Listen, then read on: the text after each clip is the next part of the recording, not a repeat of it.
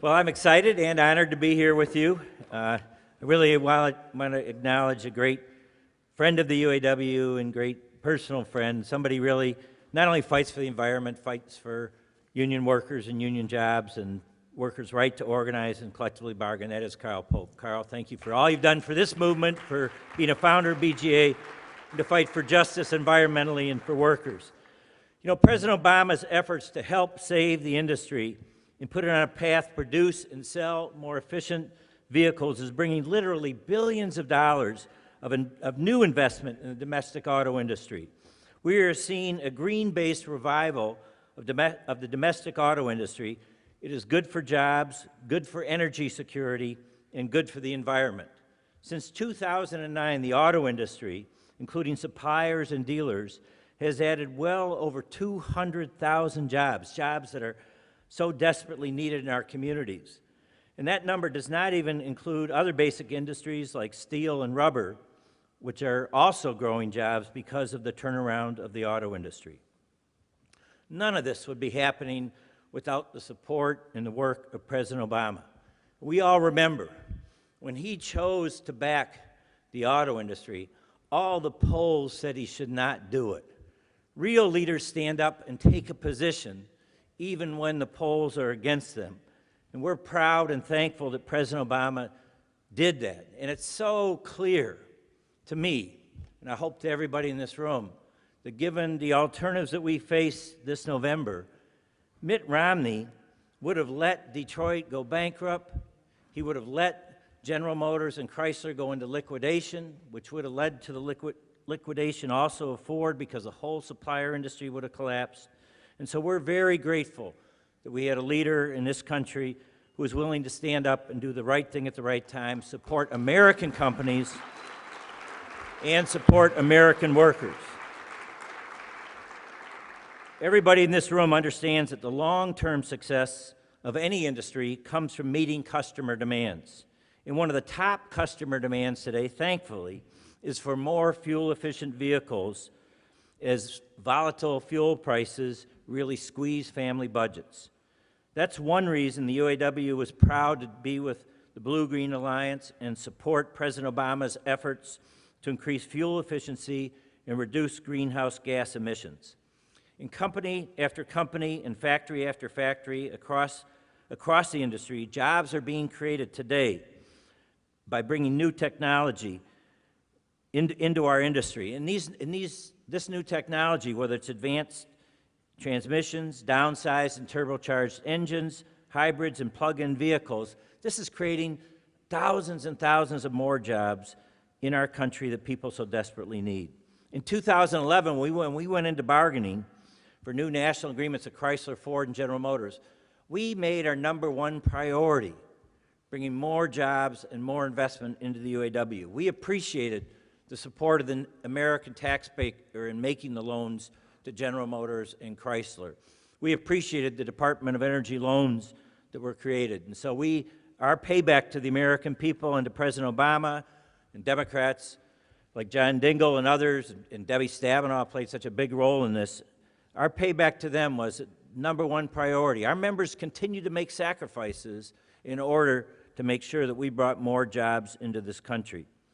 And I'm really proud today to introduce two UAW local union leaders who will share with you a bit about the exciting investments and products at their plant. These leaders are on the forefront of green jobs and green technology and growing our manufacturing base back in the United States. I'd like first to ask my great friend Anderson, or we all call him Junior Robinson. He's the president of UAW Local 900. He's a strong leader, member of the National Bargaining Committee, doing a great job. Junior.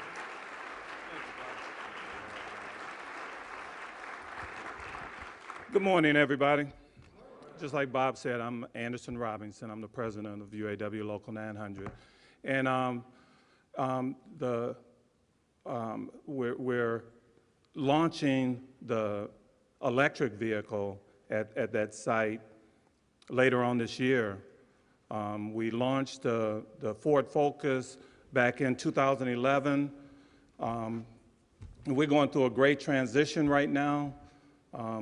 Thanks to Obama, The funds for the advanced technology, they invested like $450 million on that site, and another $550 million for the retooling at that site. What you're looking at now is an amazing transition, what we've been going through at that location. Where we were at was it used to be the Michigan truck plant. And what occurred at that location is a lot of training where all the members, they shut down the Michigan truck plant, all the members was placed in the old Wayne assembly plant and other locations. And then they retooled the Michigan assembly plant, and they moved and I think this is the first time it ever happened. They moved everybody out of the Wayne assembly plant back into the Michigan assembly plant and went through all the training. And that's what that team can do out there. That membership is amazing out there. And now they're getting ready to launch the electric vehicle sometime in June or July, and then later the all-new C-Max at that location. They're supposed to be building the electric vehicle and the hybrid vehicle there.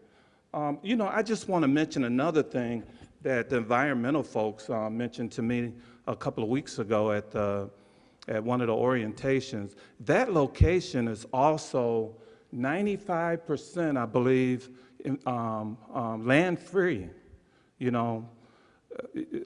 To keep all the stuff out of landfills and everything.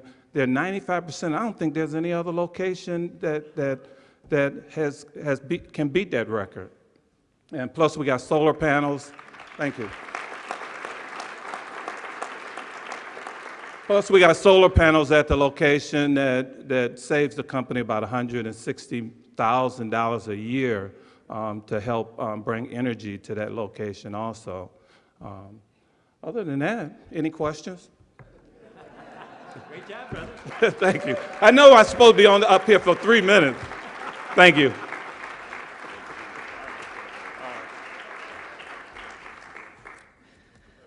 Let me next ask Joe Ryan, who is the Joint Program Coordinator at UAW Local 22, representing workers at the GM Detroit Hamtramck plant, which makes the Volt and will be making the upcoming Malibu and the eAssist mild hybrid.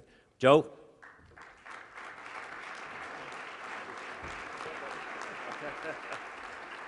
Good morning. As Bob said, thank you, Mr. President. As Bob said, I'm Joe Ryan, and I'm the Joint Activities Rep. I'm responsible for all joint activities at our facility. And we are, we are the plant, and we're excited about the fact that we built the Chevy Volt. Now, yeah. Not only is it an electric car, it's an electric car with extended range. What that simply means is, you go from 25 to 40 miles on electricity, and then it automatically kicks into the generator. It's just like when your generator at home, when, if your lights go out and anything, what happens is, you get this generator, and the generator does what? It produces electricity. That's the same way that this Chevy Volt does, from a perspective of it allows, energy. And you know what? You don't even lose the power that you have from a gasoline engine. So by it being converted into that, the gas going into that generator, the emissions are far less than we can ever imagine. Now, our customers have came up, I could be biased, and I could give you, all the perks of what this Chevy Volt does, because I've driven one. But what I want to do is I want to show you what the customer has said about this vehicle. Now, the customer has said that this vehicle is great. They love driving it. It's well engineered. It's efficient. It's fun to drive. It rides real smooth. You can't even tell the car's running. But that's why they had to put a mechanism in there in order so that they do know it's running, so people wouldn't even just ride by it just like you're riding a bike. So I'm glad to hear that. And most of all, I want to say that, it's good looking, it's amazing, and it's quiet. But all of this that you see, the electric car, you know, the launch, like you said, we got the Malibu and the Impala coming. That's all well and good. But let me say this to you. This is just a direct representation of the membership that we have at our facility. Now, this membership that we have that's built in this car, it can only be done by good joint relationships. In our facility at Local 22, Detroit-Hamtramck, we have second to none a good joint relationship with, with our leaders. Our leadership is, they come together, and I would challenge anybody. I'm talking about on a local level. I would challenge anybody to stand up to our joint leadership at our Detroit-Hamtramck Local 22 family, and I would challenge you to see if you're better than we are. That's my story, and I'm sticking to it.